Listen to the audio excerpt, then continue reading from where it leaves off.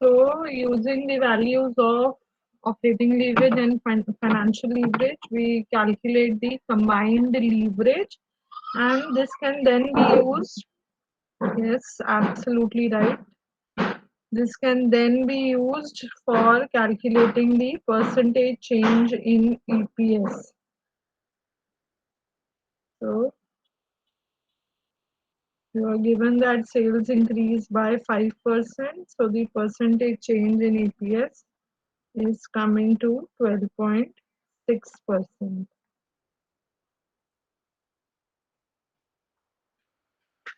So using the information given here to the income statement, we are calculating what will be the percentage change in EPS if the sales increase by 5%.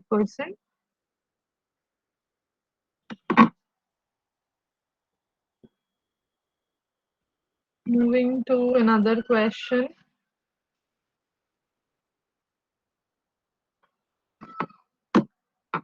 This is similar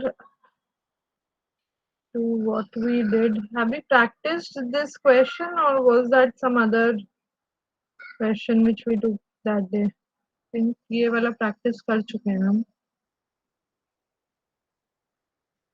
Can anyone turn back and check? Have we practiced? No, ma'am. No, ma'am. No, then okay, you can start with this question then.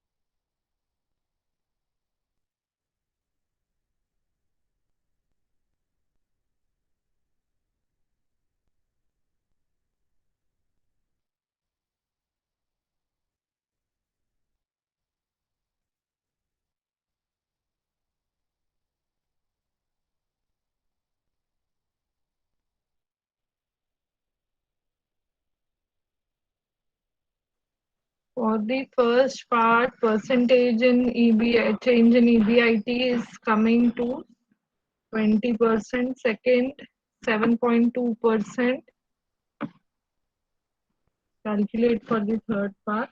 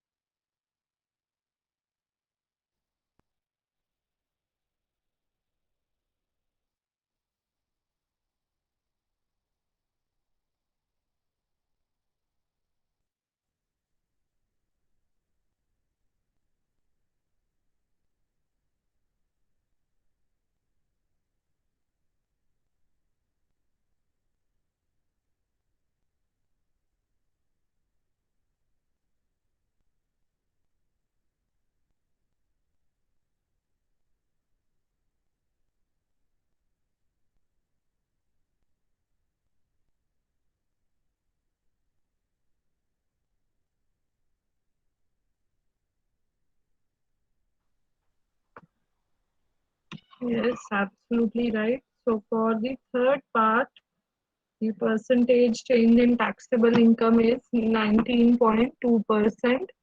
So in each part, you are first calculating the respective leverage and then finding the missing values using the formula.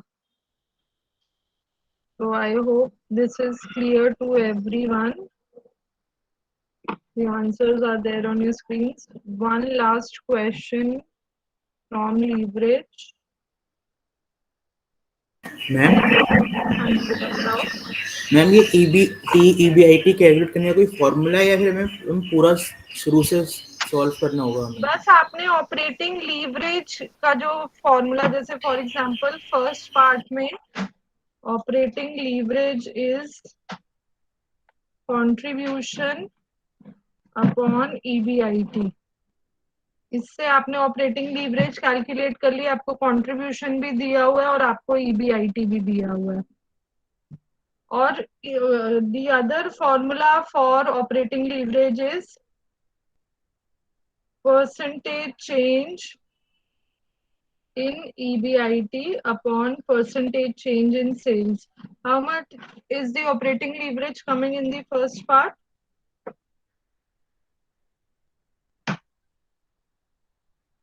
Yes. 2.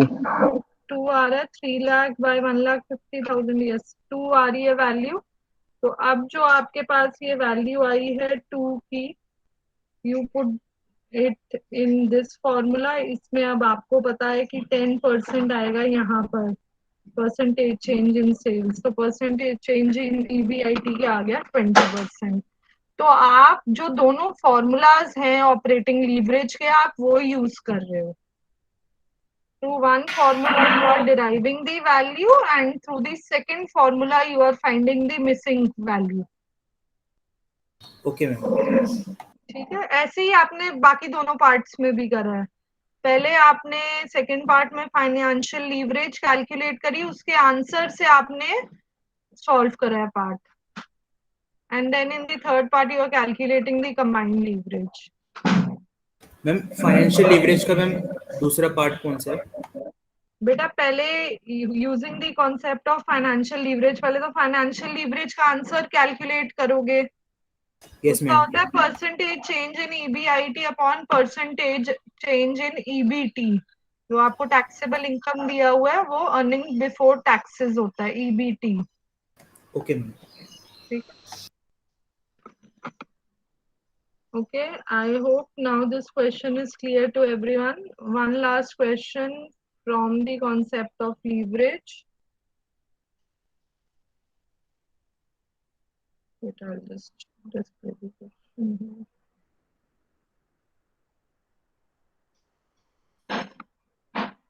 So in this question, you are given the information about two companies, A and B.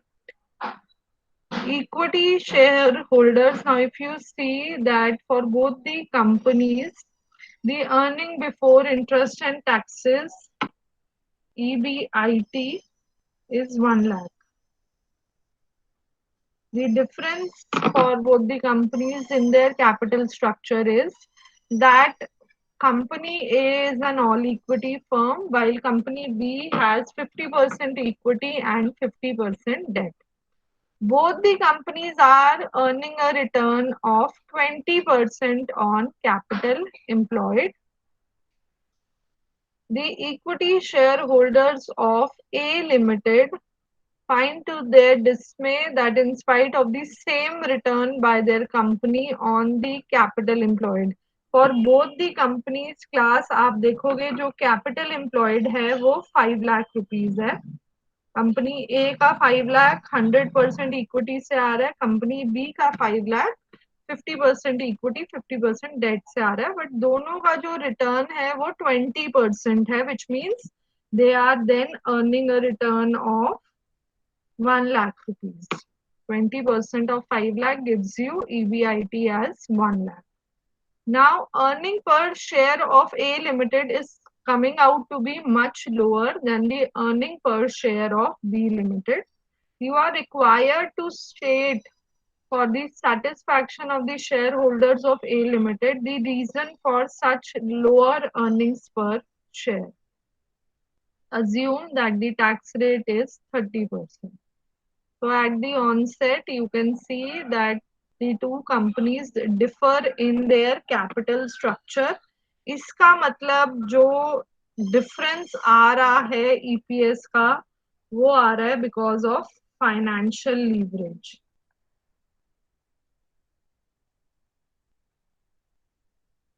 Okay, and which means company B is using financial leverage to its advantage.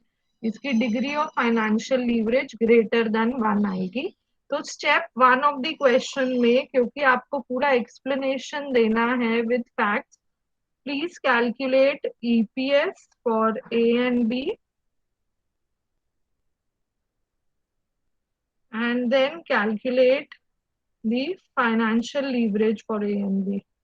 We'll then discuss the solution. So, prepare income statement A and B, calculate the EPS and then the degree of financial leverage. Post your answers here, then we'll discuss them.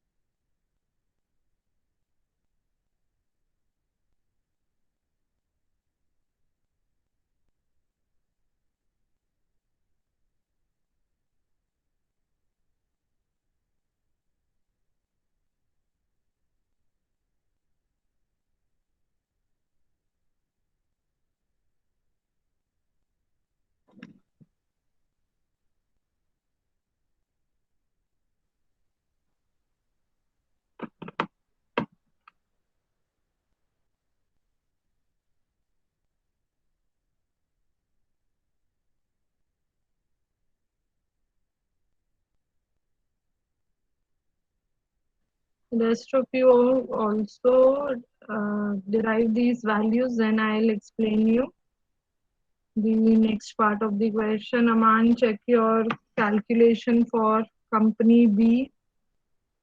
EPS is not coming to be correct. Anyways, आपको तो question में ही दिया हुआ है कि A का EPS B से कम है, तो 1.085 वैल्यू नहीं हो सकती. Please recheck your calculation.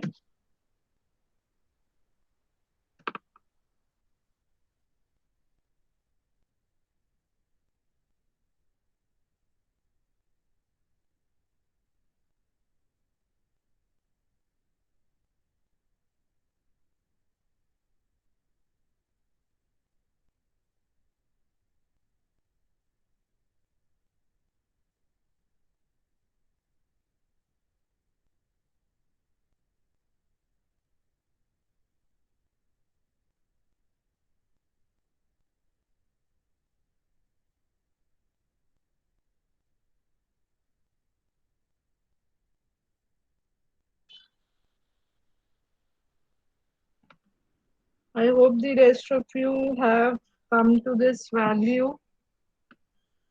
Is 2.17 for B, and now we try and explain why is there a difference between the EPS using the concept of financial leverage. So very well, in the question itself you can see that it is firm B that is having financial leverage. Degree of financial leverage should be greater than 1. Only then we say that a firm is able to use financial leverage to its advantage. So firm B with a financial leverage of 1.29 is able to maximize the earnings for its equity shareholders, which you have seen that 2.17 is the earning per share for the equity shareholders, which is higher than the EPS for firm A. Now this is happening because firm B has used debt in its capital structure. Debt के ऊपर cost 9% है and return on capital employed is 20%. तो firm B ने 11% extra earn करा है through date, and this 11% is then being passed to the equity shareholders. I repeat myself, debt works as long as the return on capital employed is greater than the cost of debt. तो debt capital structure में तब तक use करना चाहिए जब तक जो return आ रहा है कंपनी का, return on investment, return on capital employed, it is greater than the cost of debt. 20% company ने अर्न करा, 9% इंटरेस्ट पे करा, जो 11% का बेनिफिट आया that is passed to the equity shareholders in the form of higher earnings per share. So if I say 11%, 11% of what? 11% of 2,50,000. 2,50,000 was the equity share capital. इनको 11% ज्यादा मिला है. इसका मतलब they have roughly, equity shareholders have roughly earned somewhere around 27,500 rupees more than the equity shareholders of firm A. If this is the increase in EBT, reference dividend नहीं है, earnings before taxes जो firm B की ज्यादा आ रही है, that is by 27,500. You have prepared the income statement, you can check it there also. This would be the difference between the EBT of two firms. अब इस पे 30% tax पे हो रहा है.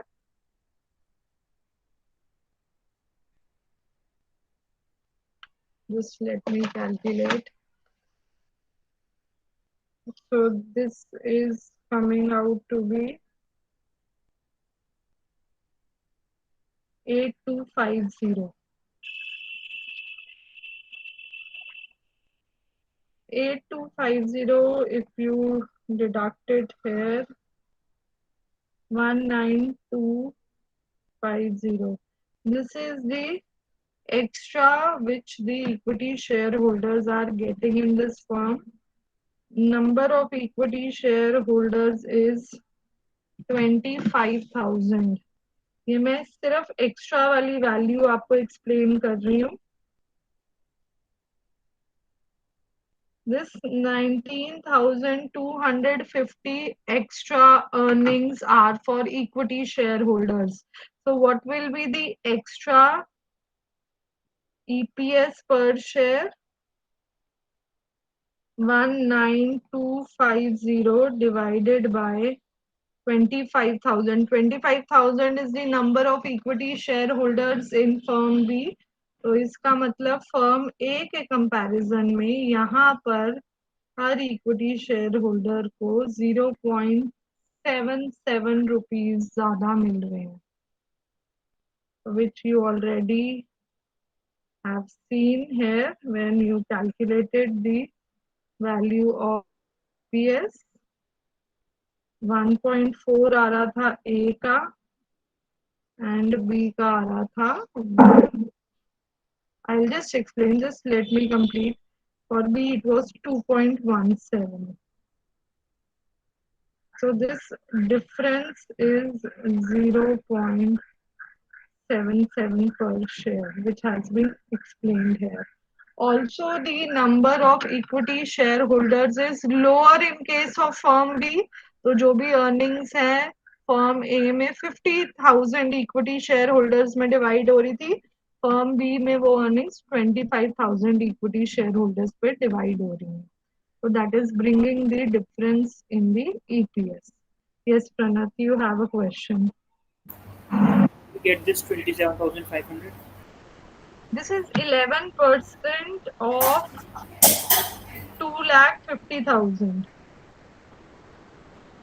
This is what extra equity shareholders are getting.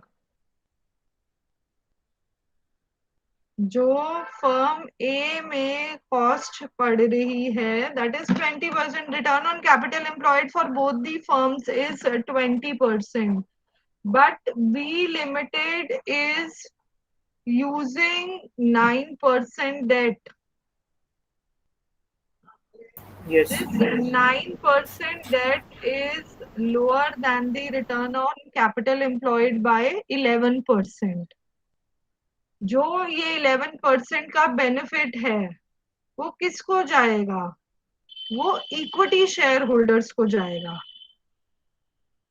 Date दो capital आपके form of finance है, डेट होल्डर्स को तो 9% ही जाएगा irrespective of the earnings of the company. The earnings which remain after payment of debt and taxes are for the equity shareholders. So this benefit of 11% will be passed to the equity shareholders.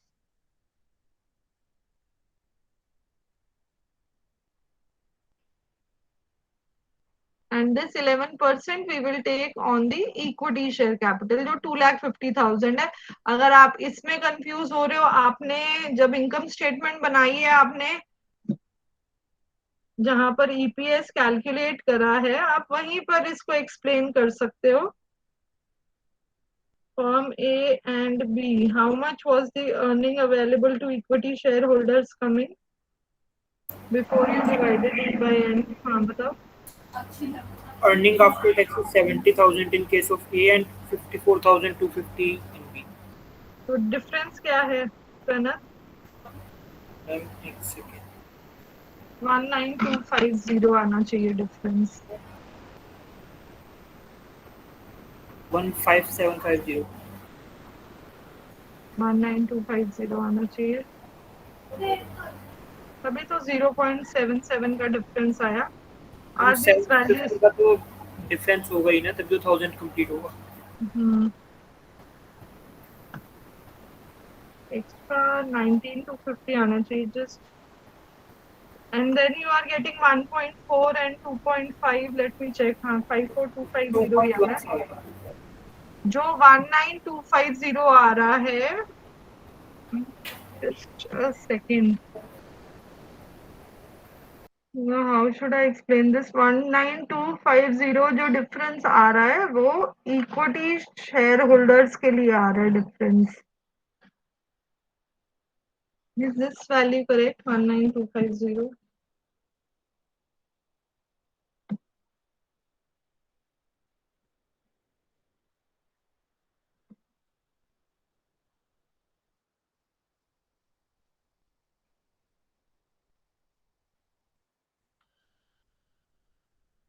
ये बेटा okay, I will explain this to you. जो difference आ रहा है वो फिर distribute हो रहा है इक्विटी शेयर होल्डर्स में।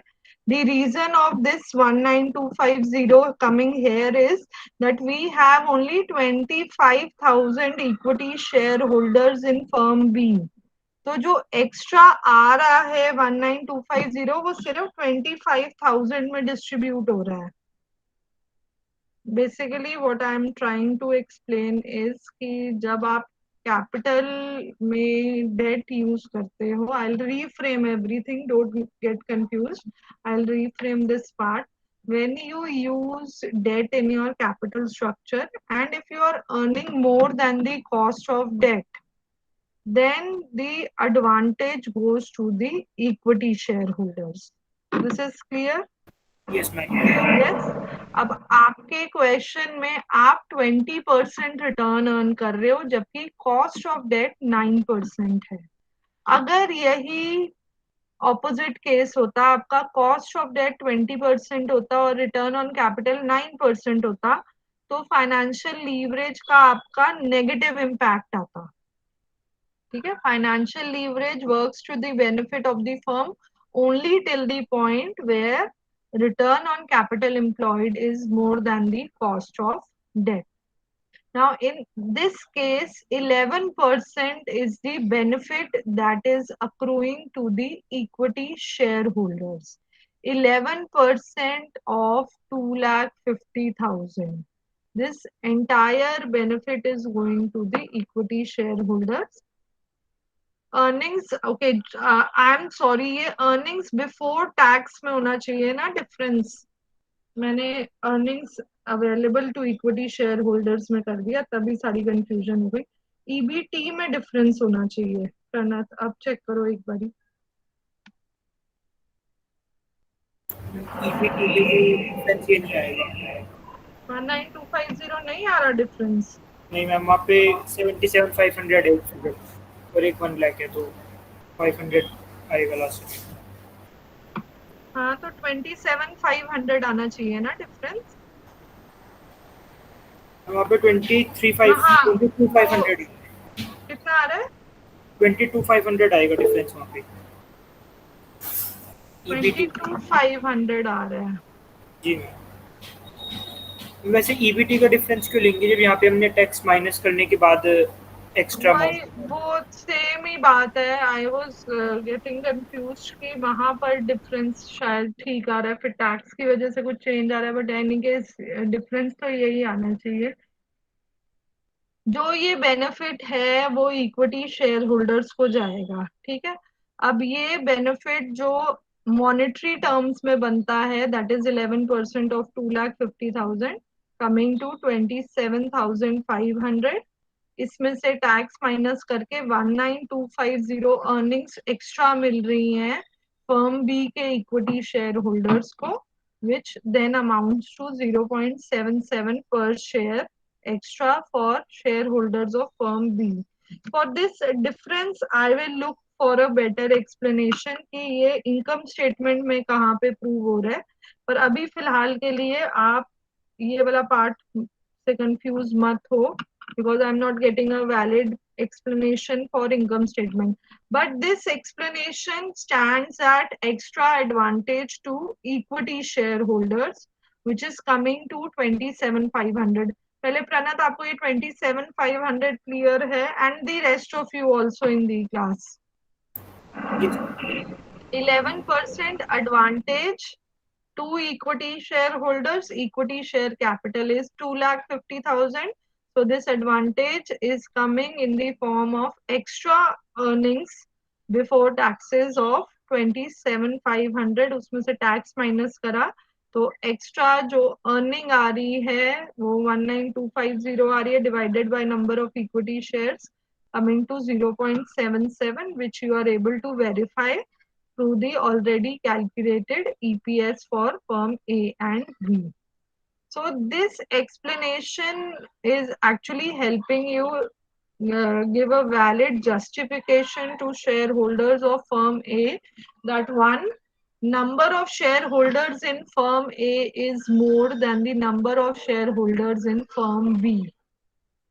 That is bringing a difference in the earning per share. And then again, firm B, by employment of financial leverage, is able to give a advantage to the equity shareholders of rupees 19,250, which leads to this difference in EPS. Okay, from the income statement I'll look for one justification कि अगर वहां पर ये verify हो पाता है, because as of now in value